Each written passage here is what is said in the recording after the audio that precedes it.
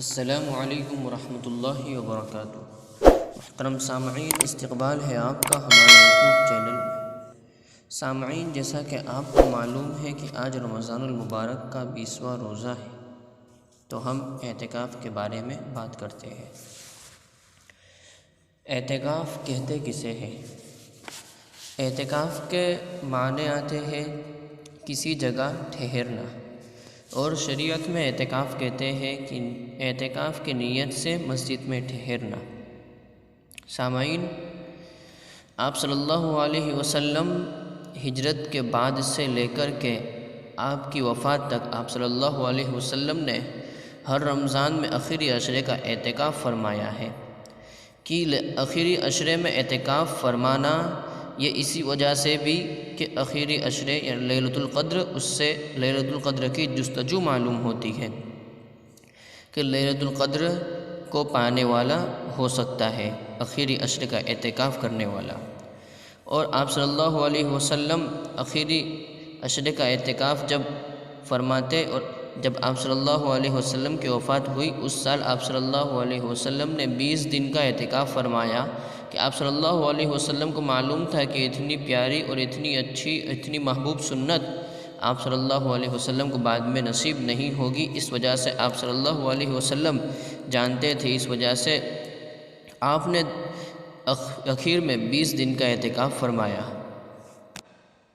اور آپ صلی اللہ علیہ وسلم کو اعتکاف اتنا پسند اور اتنا مرغوب تھا کہ ایک مرتبہ کسی مصلحت کی وجہ سے آخری عشرے میں اعتکاف نہ فرما سکے تو آپ صلی اللہ علیہ وسلم نے شوال میں 10 دن کا اعتکاف فرمایا۔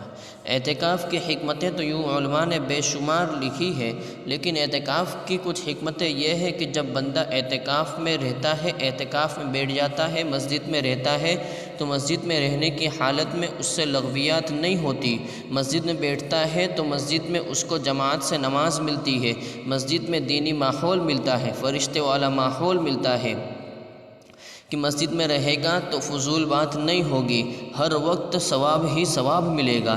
لیکن آج افسوس سے کہنا پڑتا ہے کہ آج ہم دیکھیں محلے میں، بڑے بڑے محلے میں چلے جائیں کہ محلے میں دیکھا جاتا ہے کہ ایک بندہ بھی اعتکاف میں بیٹھنے والا نہیں ہوتا۔ آج اعتکاف میں بیٹھنے کے لیے لوگوں کو تیار کرنا پڑتا ہے کہ آپ اعتکاف میں بیٹھیے، آپ اعتکاف میں بیٹھیے۔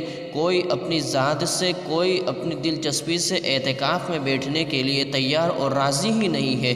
آپ صلی اللہ علیہ وسلم کی اتنی قیمتی سنت، آپ صلی اللہ علیہ وسلم کو یہ اتنی محبوب تھی یہ سنت، لیکن آج امت کو دیکھا جائے تو امت آج اس سنت کو بالکل ترک کر دیا ہے امت نے۔ آج ہم دیکھتے ہیں کہ اہل کتاب یہود و نصارہ، مشرکین ہند کیسی کیسی سخت عبادتیں نہایت سرگرمی سے ادا کرتے ہیں، لیکن سامعین مانتے ہیں کہ اعتکاف سنت مؤکدہ ہر ایک پر ضروری نہیں، لیکن اس کا یہ مطلب بھی نہیں کہ کسی کو بیٹھنا نہیں چاہیے۔ اگر کسی بستی میں کوئی ایک شخص بھی اعتکاف میں نہ بیٹھے تو ساری بستی گنہگار ہوگی۔ ہم اپنے 11 مہینے تو اپنا روٹی کمانے میں گزار دیتے ہیں، اور اسی طرح رمضان کا مہینہ 20 دن تو ہم گزار دیتے ہیں، اور آخری عشرہ تو رمضان کا مہینہ تو یوں ہی عبادت کے لیے ہے ہی، عبادت کے لیے موضوع ہی ہوا ہے۔ لیکن سامعین، آخری عشرہ عبادت کا خاص تعلق ہے عبادت کو اس سے، اور لیلۃ القدر کو اس سے خاص مناسبت ہے آخری عشرے میں، اسی لیے تو آپ صلی اللہ علیہ وسلم آخری عشرے کا اعتکاف فرماتے تھے۔ آپ صلی اللہ علیہ وسلم کے یہاں جو ہی رمضان کا آخری عشرہ شروع ہوتا، آپ صلی اللہ علیہ وسلم اپنی مسجد میں جاتے، آپ صلی اللہ علیہ وسلم کے لیے مخصوص جگہ رہتی، وہاں پر خیمہ لگا دیا جاتا، کوئی پردہ چٹائی وغیرہ کا ڈال دیا جاتا، کوئی چھوٹا سا خیمہ نصب ہو جاتا، اور آپ صلی اللہ علیہ وسلم اپنا اعتکاف وہاں پر فرماتے تھے، اور جب تک کہ عید کا چاند نہ دکھ جاتا آپ صلی اللہ علیہ وسلم باہر نہیں آتے تھے۔ سامعین، یہ تھی اعتکاف کی فضیلت۔ اعتکاف کے مسائل کے بارے میں ہم 3 چیزیں جان لیتے ہیں کہ اعتکاف کے لیے 3 چیزیں ضروری ہے۔ سب سے پہلے تو اعتکاف کرنے والے کے لیے اعتکاف کی نیت سب سے زیادہ ضروری ہے۔ اگر نیت نہیں کرے گا تو اس کا 10 دن کا اعتکاف کرنا بیکار ہوگا، کیونکہ سب سے پہلے اگر کسی بھی اعمال میں دیکھا جائے تو نیت ضروری ہے۔ نیت کرنا ہے اسے بسم اللہ دخلت وعلیہ توکلت ونویت سنت الاعتکاف۔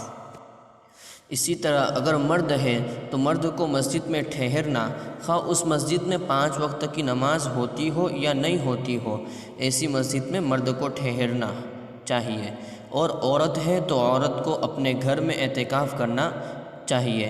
اگر عورت اپنے گھر کے علاوہ کسی مسجد میں اعتکاف کرے گی یہ مکروہ ہے، بلکہ عورت کو سب سے بہتر اپنے ہی گھر میں اعتکاف کرنا چاہیے، اور اس حالت میں تو اپنے گھر میں اعتکاف بھی کرے گی اور اپنے گھر میں اعتکاف کے ساتھ ساتھ اپنے گھر کے کام کاج بھی کرتی رہے گی۔ اور اسی طرح اگر حیض اور نفاس والی عورت ہے تو اعتکاف نہیں کر سکتی۔ حیض و نفاس سے پاک ہونا شرط ہے، جنابت سے پاک ہونا۔ اسی طرح ایسا شخص یا ایسی عورت جو نابالغ ہے مگر سمجھدار ہے کہ اس کو دین کے مسائل سے واقفیت ہے، وہ دین کے اس کو سمجھ بوجھ ہے اور وہ عقل سلیم سے اپنا فیصلہ کر سکتی ہے، تو ایسی عورت اور مرد بھی اعتکاف کر سکتے ہیں، چاہے ابھی نابالغ ہو۔ سب سے افضل اعتکاف کی جگہ تو مسجد حرام بیت اللہ کہ وہاں پر ہے، کہ وہاں پر جو مسجد حرام یعنی کعبہ مکہ مکرمہ میں کیا جائے وہ سب سے افضل اعتکاف ہے۔ اس کے بعد مسجد نبوی، اس کے بعد مسجد بیت المقدس، اس کے بعد اس جامع مسجد کا جس میں جماعت کا انتظام ہو۔ اگر جامع مسجد میں جماعت کا انتظام نہ ہو تو محلے کی مسجد میں اعتکاف کرنا پسندیدہ ہے، اور عورتوں کے لیے اپنے گھر میں ہی اعتکاف کرنا چاہیے۔ سامعین، یہ تھے کچھ اعتکاف کے مسائل۔ آئندہ کل انشاءاللہ اعتکاف کی قسموں کے بارے میں بات کریں گے۔